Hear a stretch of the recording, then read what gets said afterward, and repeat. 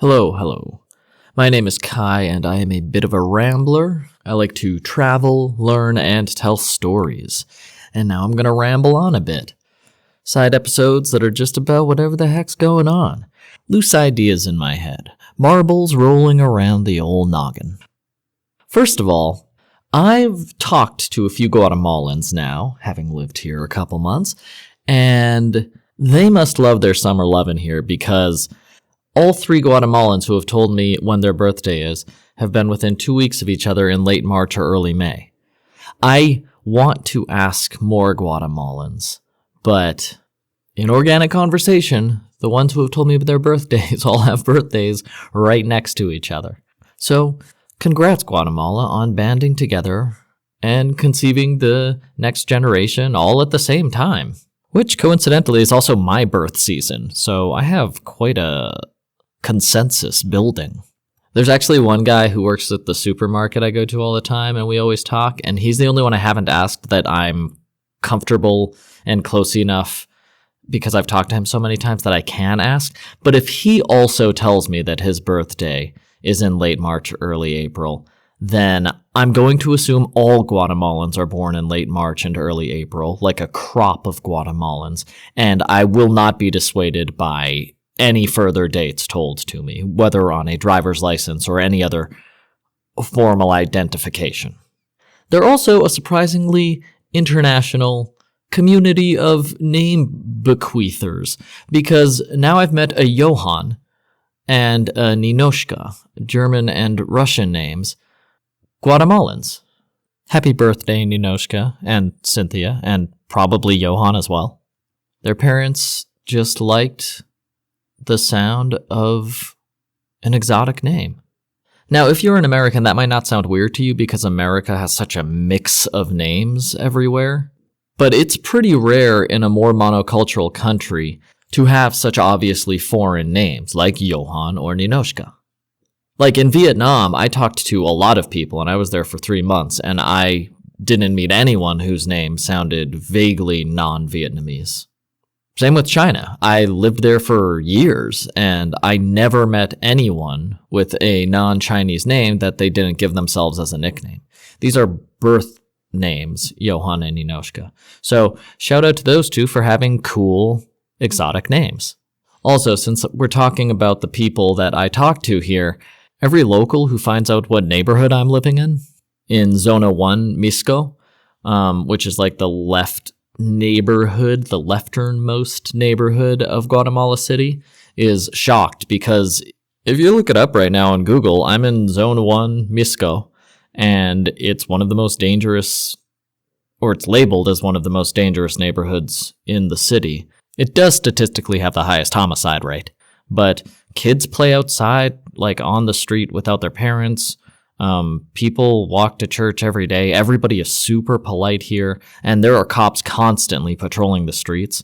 So maybe Guatemala has had a recent crackdown because this place is very safe, and anyone who sees the neighborhood as it is now is shocked because, like, the roads are newly paved, and they paved the road since I was here. But I've had more than one person tell me, wow, this is crazy because when I used to live here and come here as a kid, I got mugged repeatedly.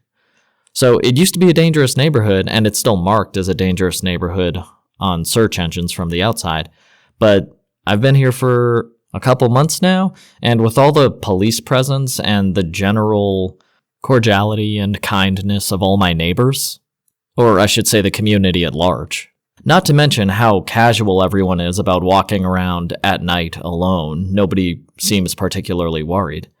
I feel very safe, and it's a pretty nice place for me to live. I'm enjoying living here. Oh, yesterday I was shocked because I looked down when I felt something jump onto my leg, and I saw a giant spider, which is crazy because there are almost no bugs here because it's at such high elevation. And I haven't seen a single spider since I got here, so I froze, and I didn't move for like a minute, and I just watched it. And then I realized that it was actually a strawberry leaf from one of the strawberries I ate a couple days ago. And the strawberry leaf must have been on my mat like from a couple days ago and tried out and then like flipped up onto my leg when I sat down. So I thought it jumped on me, but it was actually just a leaf stuck to my leg hair. And so I took that strawberry leaf off. But I was real freaked out for a minute there. Okay, I've been rewatching a whole bunch of movies lately, and I just gotta like shout out Fleabag as one of the best TV shows I have seen in years. And I watched it years ago, but rewatching it now, I burst out laughing out loud every time I watch it. It's so good. So you should watch it too. And if you don't like it, you should definitely tell that to somebody else. If you haven't seen Garth Marenghi's Dark Place also, by the way, it's this funny, it's a British anthology horror parody of like Stephen King's short stories that get turned into mini dramas. But it's comedy and surrealist and absurd and very funny. And I just rewatched Cannibal the Musical, which was made by Trey Parker and Matt Stone, the creators of South Park. They made it like back when they were in college and got a whole bunch of their friends and professors to take part in it. It's a musical horror comedy about the first American cannibal, which is a true story. And it's very, very funny. You can also see a whole bunch of influences or ideas that became full-fleshed jokes and running gags in South Park later on. So it's really interesting to watch this because they made this years before South Park. And it is as funny today as the first time I watched it. And I've probably seen it like 10 times.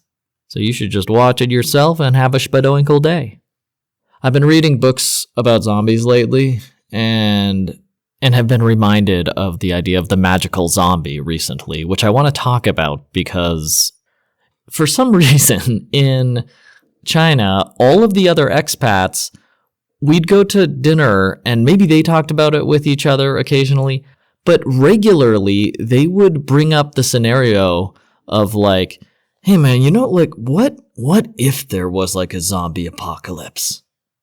Maybe it was just at the time when all of the movies were coming out at the same time, but multiple different people asked me until I had to start giving out the magical zombie answer because they were like, look, China has metal doors, like in the apartment building, so that's pretty good. That's a good start. And most of their buildings are made out of concrete, so like we have stronger walls. They're not going to bust through like a wooden cabin or something.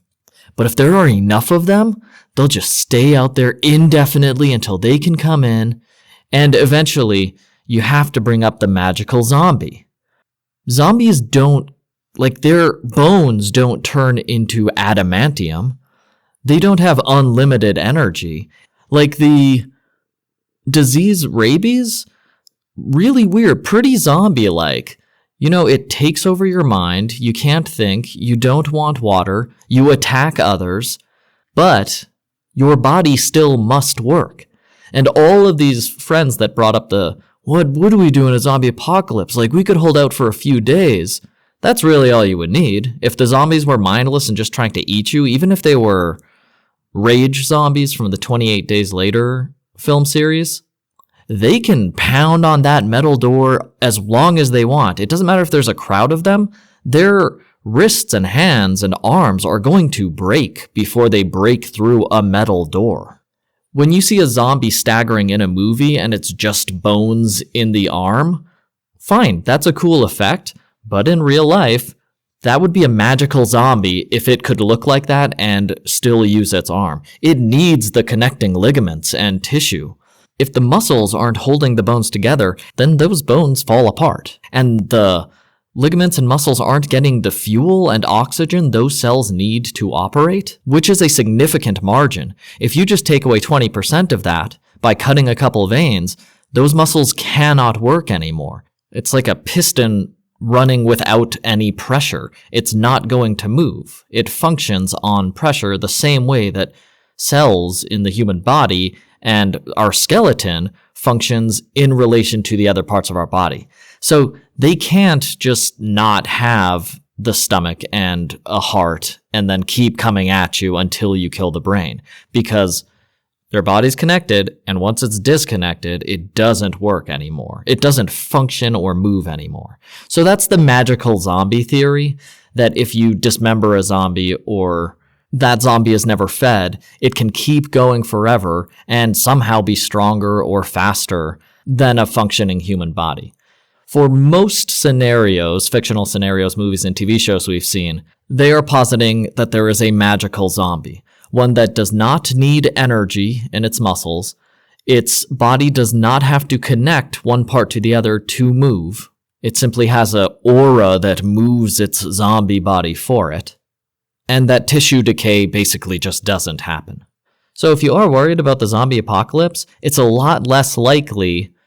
There's not like a 1% chance that you're going to be living in The Walking Dead, because those zombies can't move. They can't function past a couple of days, and most of them cannot move their bodies because the cells and muscles are not connected or do not have the energy to continue to move. Or water. Ever seen a zombie drink water? And coincidentally, rabies, the closest thing we have to traditional zombies in movies, makes you stop drinking water. But your body needs water to function, just to move around. And water is needed to process material into energy that your cells can use to move around. So all those zombies are not moving. They're dying pretty quickly. So they can get real crazy and run around and tear apart the dogs in the town. But if you stay indoors for a few days, most of them are dead after that. You need to come up with a really focused plot that makes sense. Like, I like the fungus thing in The Last of Us, or the paracordyceps that's probably based off of, because that was a huge meme right before The Last of Us was brought up. I wrote a short story about zombies based on the cordyceps virus when that meme was going around. So that assumption is that the body mutates, basically, like X-Men, so much that it can pull in energy from the sun because it's a fungi or something like that, so that it does sustain itself with energy. But that rate of mutation is just, one, not consistent. All the zombies are not going to be able to receive energy from this freak 1 in a billion mutation that allows one zombie to photosynthesize because it's infected with a fungi. Most of the other mutations are going to be no ears or more teeth. Not a sudden, complete overhaul of the cell energy intake that works comprehensively throughout the body and functions. And the other one is that kind of mutation is such a leap. That would be such a holistic, comprehensive mutation. Everything would have to work together. So it wouldn't be one mutation. It would be 100 trillion mutations in the body occurring simultaneously because of a fungus. Which, yeah, magical zombie makes for a great story, but you don't have to worry about the zombie apocalypse. Just worry about the real apocalypse. Guatemala has a ton of holidays. They party all the time. And when I got here, there were 2 consecutive weeks of, one was called Virgin of the Brown Jesus or something. Or maybe it was the Brown Virgin, Virgen Morena. A lot of people told me about it, but all the explanations were like, yeah, no. And then they would say Virgen Morena again. But they weren't quite sure what it was beyond that, like what the significance of the holiday was. That they knew the name of it, and that there are huge processions where people carry a giant casket on their back and sway and sing and dance. So that's pretty cool to see. You can see it all through the streets. And then I mentioned that because they did the procession again today. Semana de la Santa, the week of the Saints, started yesterday. And there were these like little kids dressed up as Roman soldiers because they chase Judas through the streets. So they're symbolically getting revenge on him for betraying Jesus. And I saw like a whole school, like 100 little kids dressed as Roman soldiers today, walking behind this procession. It was pretty cool. Very interesting holiday to observe. I took an Uber and the guy almost exclusively listened to 70s love ballads and disco, but he was huge with like tattoos and like a real badass, but he was listening to disco and love ballads the whole hour that I was in the car being driven back to my apartment. And it was awesome because a couple of the songs were by Heart, who I love, and so when I got home, I just listened to Heart for like 4 hours. Heart is so good. If you guys don't listen to Heart, you should go listen to Heart. Oh, and on the way home, I also saw a Radio Shack in Guatemala. So they still have the physical stores of Radio Shack in Guatemala, which shocked me because I haven't seen one in the States in 15 years, a very long time. It's all online. But here in Guatemala, there's so many people working on projects and fixing things all the time. They must have use for a store of electronics. And it still had the original red logo and everything. It was just, I just saw it on the side of the road and I was very excited. Maybe too excited. My headphone cords, when I used to wear corded headphones, always broke, no matter what the brand was or how expensive they were. So whenever I would buy a new pair of headphones, I would go to Radio Shack and buy super sturdy jacks and super sturdy cords and then solder them so that they never broke. So maybe that's why I have a soft spot for Radio Shack still. The memories of rifling through all the little racks and drawers for the best components. So the governor here in Misco, did I mention the governor already? His name is Ernesto Bram, or Neto, and he loves dressing in costumes and going to parties.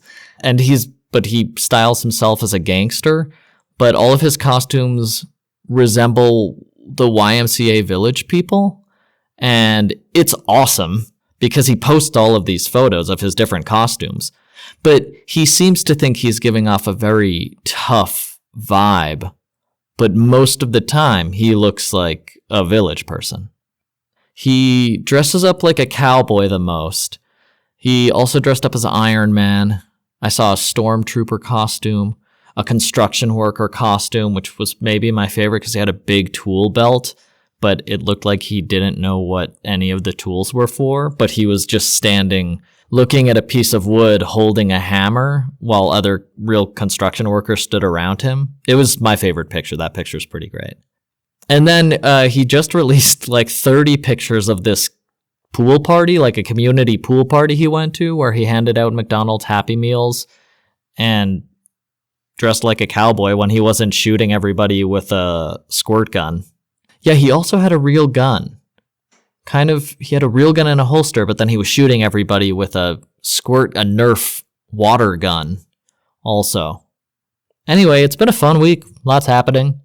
I'm just going to shout out a bunch of shows I've been rewatching recently. Firefly, Clifford, the movie, so funny with Martin Short. YOLO, Dark Crystal, Bob's Burgers, She-Hulk, She-Ra, The Bear, Bee and Puppycat, Infinity Train. Don't know how nobody knows about Infinity Train because that show rocks. And by nobody knows, I mean I haven't seen memes about it on the internet much. I have seen a lot of memes about She-Ra, and that's why I had to check that out. And that is a pretty funny, pretty well done show. So I'm just rewatching all those again. I recommend them all.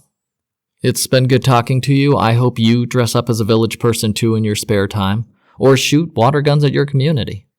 Actually, I guess I wouldn't do that in the States, but in sane countries, water guns can be fun still. I hope your week is as fun as mine was. And if you want to talk to me, I'm Bit of a Rambler at all the socials and gmail.com. And I will talk to you soon.